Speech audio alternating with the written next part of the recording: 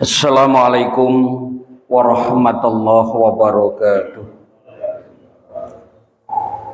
Bismillah, alhamdulillah, wa syukurillah, wa ni'matillah, la hawla wa la quwata illa billah, amma ba'du.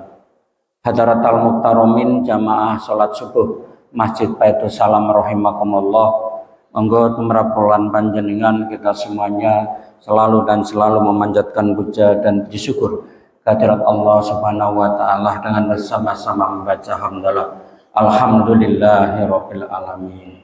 Awet menapa lan panjenengan kita semuanya masih diberikan beribu-ribu nikmat-kenikmatan, nikmat iman, nikmat Islam, nikmat kesehatan, sehingga pada hari yang ke-11 ini insyaallah kita dapat melaksanakan puasa di bulan suci Ramadan, sholat subuh berjamaah, thalabul ilmi, silaturahim. Mudah-mudahan apa yang kita lakukan akan selalu mendapatkan ridho dari Allah Subhanahu wa taala. Amin Allahumma amin. Salawat serta salam mudah-mudahan tercurah pada junjungan kita Nabi Muhammad sallallahu alaihi wasallam. Allahumma sholli ala Muhammad yang akan kita tunggu-tunggu syafaatnya di yaumul kiamat nanti. Ibu bapak yang dirahmati Allah, kita lanjutkan kajian yang kemarin, fadkuruni adkurkum waskuruli wala takfurun. Allah itu tergantung dari prasangka hambanya. Kalau kita dekat, Allah dekat. Kalau kita menjauh, Allah juga jauh. Maka kembali kedekatan kita kepada Allah Subhanahu wa taala tergantung dari diri kulolan panjenengan. Maka kemarin saya sampaikan, supaya kita dekat dengan Allah, maka hati kita harus kita dekatkan dengan apa? Cahaya iman. Al-imanu hahunada. Karena iman itu ada di dalam hati kita. Sing iso bolak-balik ke atine menungso, ya Gusti Allah. Kemudian lisan kita ucapkan selalu melafalkan kalimah-kalimah thayyibah yang mendekatkan diri kepada Allah Subhanahu wa taala. Cirinya gampang, orangnya tenang, menghadapi masalah tidak nuwun sewu, tidak mendahulukan amarahnya, tapi akal dan hatinya, akhlaknya yang dikedepankan. Nah, kebalikannya ada beberapa hal tentang hamba Allah yang akan menyebabkan kedekatan kita jauh dari Allah Subhanahu wa taala. Karena akan merusak segala amalan kulolan panjenengan. Yang pertama adalah orang-orang yang bakhil bil medit alias kikir. Orang yang seperti ini itu bertolak belakang dengan orang-orang yang mensyukuri nikmat-nikmat Allah. Contohnya ngeten, biar gampang. Kalau kita diberi rezeki oleh Allah Subhanahu wa taala berupa uang, katakan 100.000. Iku nek kelangan 5.000, yang dipikir itu yang 5.000 yang hilang. Padahal di dalam kantong kita masih ada 95.000. Kemana-mana menjadi sambat setiap saat, setiap waktu, itu yang hilang, yang dipikir. Nanti kalau ada orang ngasih lagi, misalnya mendapatkan rezeki lagi 5.000, berpikirnya beda. Ini mau naik 5.000 railang kan dari 105. Nanti ada orang nambah lagi, dapat rezeki lagi, berpikir lagi, ini nera kehilangan 5.000 kan begini. Itulah Bapak Ibu yang dirahmati Allah, yang akan menjadikan kulo binasa seperti itu. Dalam konteks apa? Amaliyah kita. Maka konsep Islam adalah sedekah.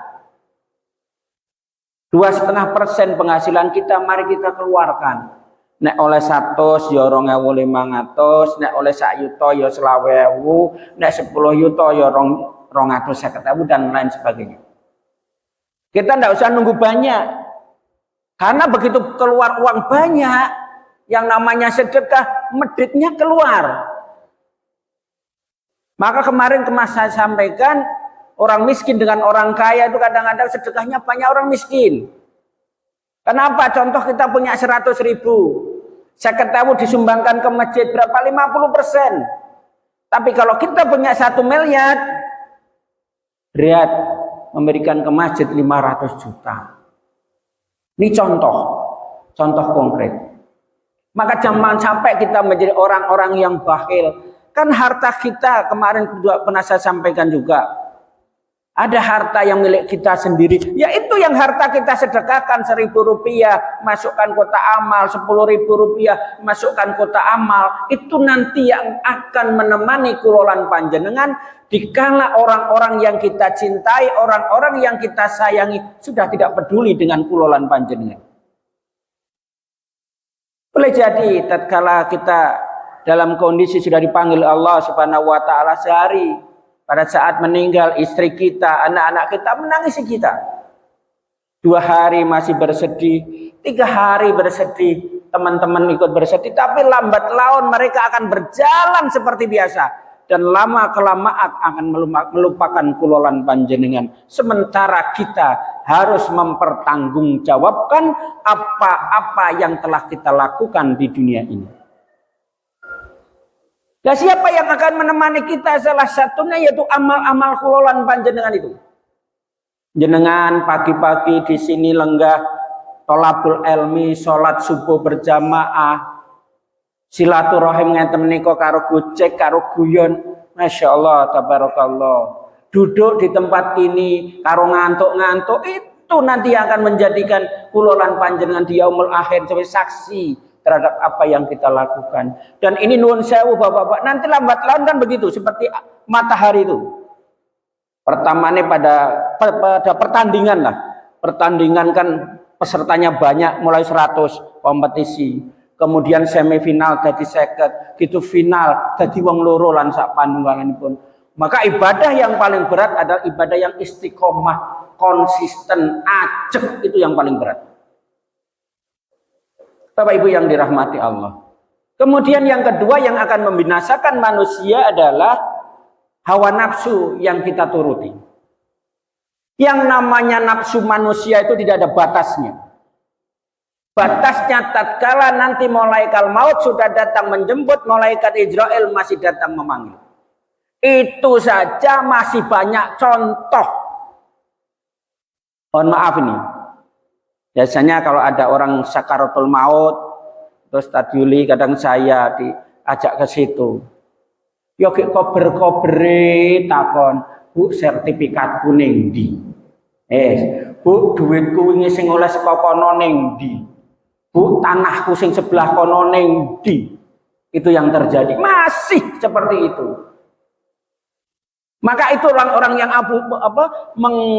mengagung-agungkan hawa nafsu kita, itu akan binasa. Nek saya ilustrasikan, orang kalau diberikan harta seperti kita meminum air laut. Semakin diminum semakin haus, semakin diminum semakin haus, semakin diminum semakin haus. Beda dengan amalia ibadah. Semakin kita mendekatkan diri kepada Allah Subhanahu wa taala, semakin nyaman rasanya. Semakin tenang hati kita menghadapi problema kehidupan di dunia ini, santai aja. Karena permasalahan di dunia ini pasti ada yang akan menyelesaikan. Serahkan saja kepada Allah Subhanahu wa taala. Karena setiap manusia pasti diberi rezeki. Kalau rezeki itu sudah tidak akan datang pada diri manusia, maka maut akan datang pada diri kulolan panjenengan. Itu pasti. Hawa nafsu ini yang akan membinasakan kita semuanya. Orang, mohon maaf, kasih motor, pengen mobil. Kasih mobil kadang pengen pesawat terbang. Terus. Punya rumah 1, pengen 2, pengen 3, pengen 4. Sementara umur itu ada batasnya. Kita ada batasan waktu. Kullu nafsin dha'iqatul maut. Karena yang hidup pasti akan menghadapi yang namanya kematian. Padahal nanti itu yang akan kita bawa bukan harta-harta kita yang kita tumpuk, enggak. Tapi harta kula panjenengan singgo minterke putra-putrane kula lan panjenengan. Singgo sedekah amal jariyah, sing kanggo membangun masjid, sing kanggo nuwun sewu kegiatan kita amal soleh di lingkungan kula lan panjenengan dengan diniati ibadah, itu yang akan menemani kula lan panjenengan semuanya. Tapi kalau hawa nafsu ini yang kita kedepankan, seolah-olah hidup akan 1000 tahun lagi. Boleh tatkala kita bekerja, tapi ingat kematian sewaktu-waktu akan datang pada kulolan panjenengan. gedongono kuncenono, wong mati mongso wurungo. Itu kematian. Dan dalam kondisi apapun kita tidak pernah tahu. Mau paktun jabat, mau jadi rakyat, mau jadi kiai, mau jadi TNI, mau jadi Polri, maupun baik pegawai negeri, sama saja. Begitu sudah datang, mereka akan datang. Itu yang terjadi.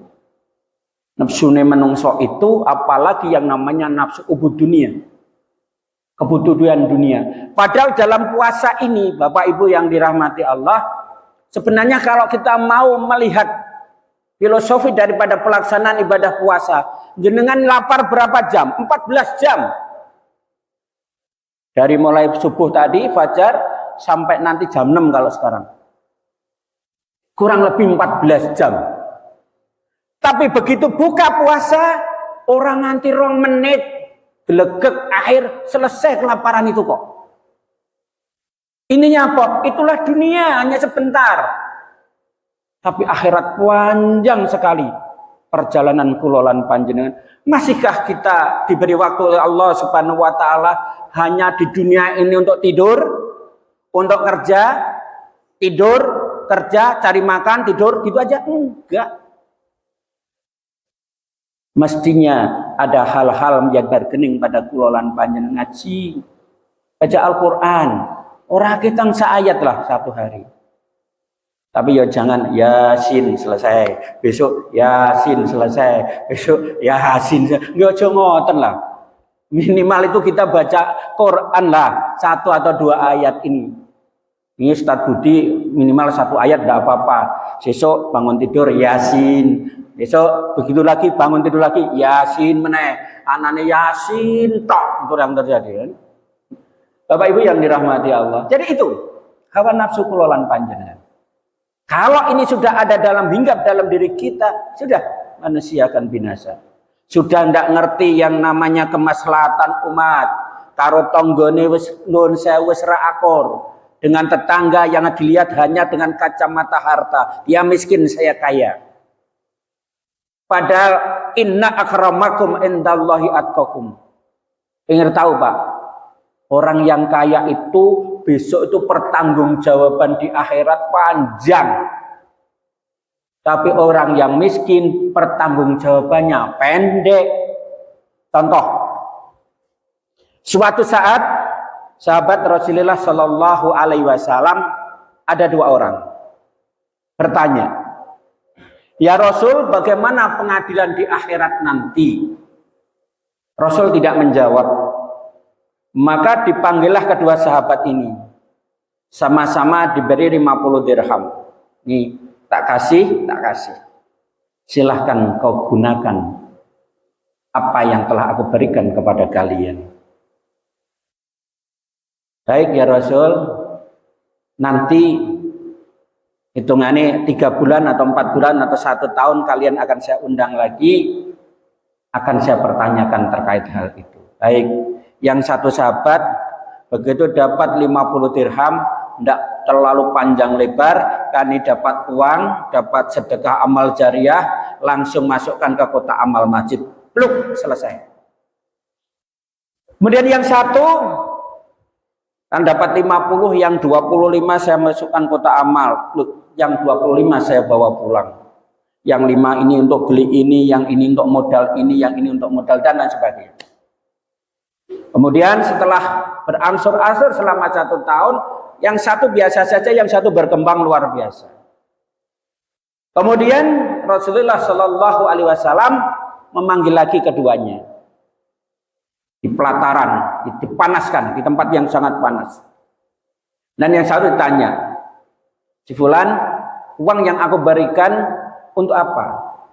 Jawabnya hanya satu, ya Rasul, langsung saya berikan ke kotak amal. Oh gitu, iya, baik, sekarang silakan masuk. Kemudian yang satunya tanya, gunakan untuk apa? Sekian persen untuk ini Rasul, sekian persen untuk ini, sekian persen untuk ini. Baik, yang itu jadinya seperti apa? Jadi pertanyaannya panjang sekali. Begitu selesai, itulah nanti pengadilan di akhirat nanti. Jadi semua yang kita ada dalam diri kita, semua yang kita lakukan pada diri kita akan detail ditanyakan oleh Allah Subhanahu wa taala sebagai pertanggungjawaban kita atas apa-apa yang kita kerjakan. Semakin harta kita semakin banyak, pertanyaannya pun semakin banyak. Dari mana kau dapatkan, kemana kau belanjakan? Maka nanti suatu saat di padang mahsyar itu kakinya seorang hamba dia akan bergeser sebelum ditanya, satu, umurmu kau gunakan untuk apa? Kemudian masa mudamu kau gunakan untuk apa? Hartamu kau dari mana kau dapatkan, kemana kau belanjakan, dan lain sebagainya. Banyak pertanyaan yang akan diberikan pada waktu itu. Oleh karena itu, saudara-saudaraku seiman sekeyakinan, hawa nafsu ini kalau tidak dikendalikan akan membinasakan umatnya Muhammad Rasulullah Sallallahu Alaihi Wasallam. Maka dalam perang Badar Rasul sampaikan perang Badar itu bukan besar, tapi masih ada perang yang sangat berat dan besar, apa? Memerangi hawa nafsu. Kemudian yang mau membinasakan kita yang ketiga adalah kita bangga terhadap diri kita sendiri, alias riya bin takabur dan sombong. Banyak saudara-saudara kita kadang-kadang saya Masya Allah seolah-olah amalnya baik, bangun masjid berkali-kali, sedekah luar biasa, tapi dalam dirinya ada rasa ujub, dalam dirinya ada rasa riya, dalam dirinya ada kesombongan.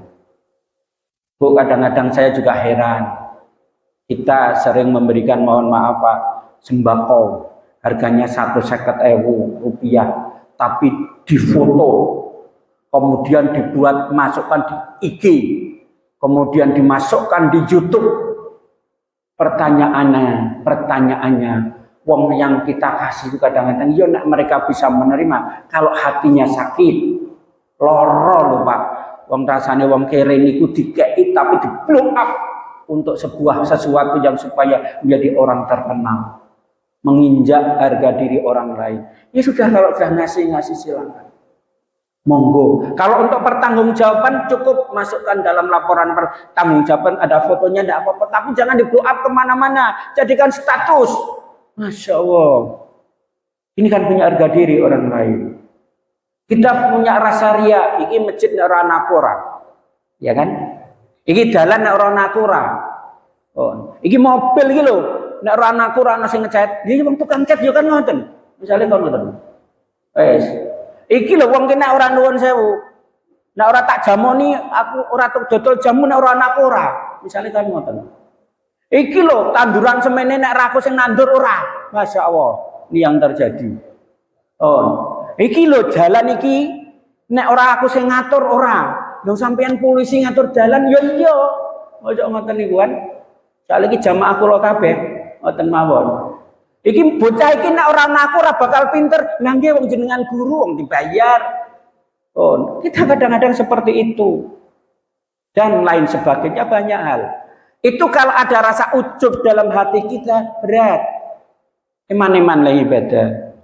Ujub dalam prasangka diri saja, nanti sudah riak keluar omongan dan lain sebagainya dan lain sebagainya. Ini ada pada diri kulolan panjenengan, tergantung bagaimana kulolan panjenengan bisa mengendalikan diri.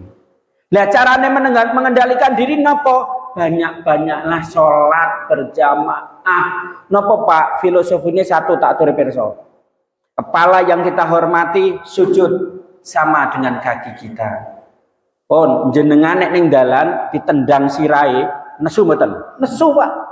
Tapi jenengan sholat berjamaah, ketendang sirahe, ya lebari salaman kok, Pak.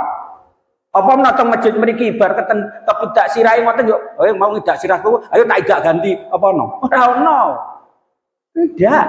Mereka tetap bersalaman. Inilah indahnya filosofi ibadah sholat.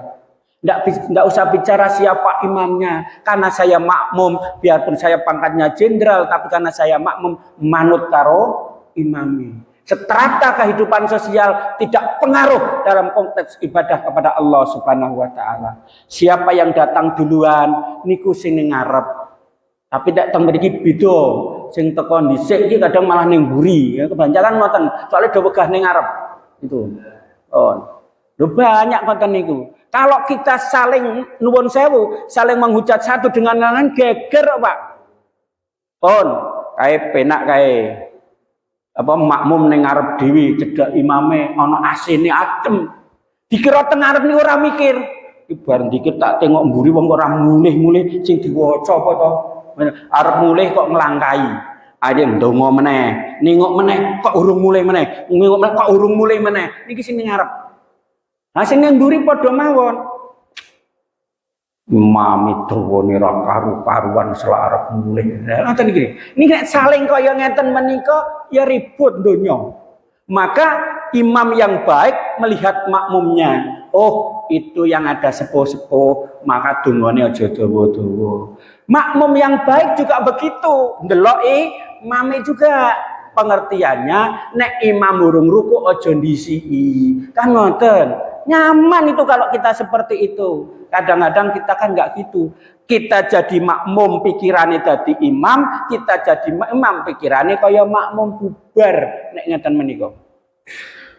Pramila sekali lagi mari jangan merasa diri kita yang paling sama semuanya. Di antara yang rawuh itu inna akramakum indallahi atqakum. Yang paling dekat kepada Allah adalah orang-orang yang paling takwa. Niatin apa la'alakum tatakun golek cedhak karo Gusti Allah dengan jalan takwa kepada Allah Subhanahu wa taala dengan berbagai lini. Ada yang tadarus Al-Quran, ada yang baca Al-Quran, ada yang sedekah amal jariah, ada yang ngrungokke tausiah, ada yang menyampaikan khotbah. Santai aja, semua ada makamnya masing-masing.